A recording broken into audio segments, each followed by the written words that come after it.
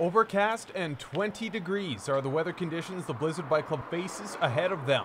That and 60 kilometers of difficult terrain to battle through before coming into the finish line. The hills are very pitchy, and depending on who's feeling good, some of the guys tend to push the pace a little bit, and it's tough going up those hills.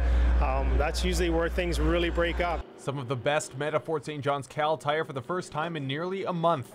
The layaway due to some other athletic events around the city. Those likely to make a push include Chris Hogan, Kevin Shaw, and Ben Dawson, who's won the last 2 races. Shortly after 10 o'clock, the riders took off, beginning down the right frontage road of the Alaska Highway and winding their way up north of the city. The pack sticking close together, linking up with Beaton Park Road, where they'll head north to Montney and back, attacking one of the first big hills now. A few minutes after, and broken down into a pack of 5, Kevin Shaw leading the way.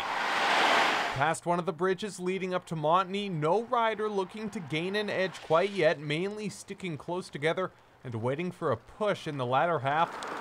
About 3/4 through and turning onto the Montney Highway, eventually linking in with 100th Ave north of the city.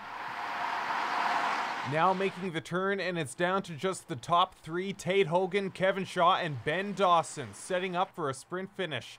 Now turning into the final stretch before the finish line, and a final push from each racer.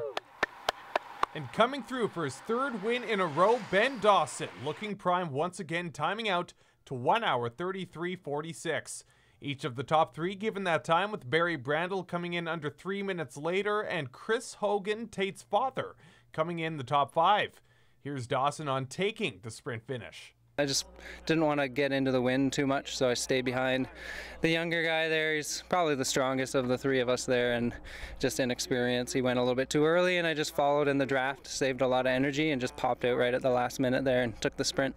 Count it up, that's 3 in a row now for Ben Dawson. The first coming along Cecil Lake Road as a road race, and his 2nd win, the Cactus Death Club Championship 2 weeks ago.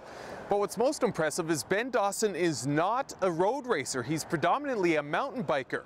So it's no surprise to see a hilly Montney store route and back deem him victorious. Mitch Bach, CJDC-TV Sports, Fort St. John.